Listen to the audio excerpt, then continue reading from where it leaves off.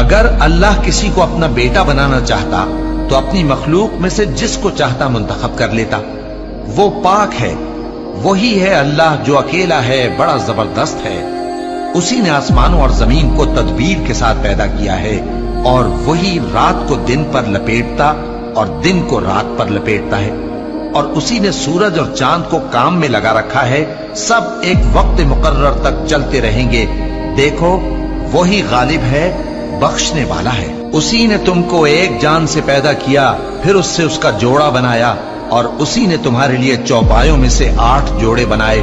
وہی تم کو تمہاری ماؤں کے پیٹ میں پہلے ایک طرح پھر دوسری طرح 3 اندھیروں میں بناتا ہے۔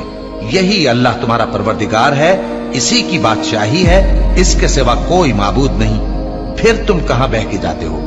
اگر ناشکری کرو گے تو اللہ تم سے بے نیاز ہے، اور وہ اپنے بندوں سے ناشکری پسند نہیں کرتا، اور اگر شکر کرو گے تو وہ اس کو تمہارے لیے پسند کرتا ہے، اور کوئی بوجھ اٹھانے والا دوسرے کا بوجھ نہیں اٹھائے گا۔ پھر تم کو اپنے پروردگار کی طرف لوٹنا ہے، پھر جو کچھ تم کرتے رہے وہ تم کو بتا دے گا۔ وہ تو دلوں کی پوشیدہ باتوں تک سے آگاہ ہے۔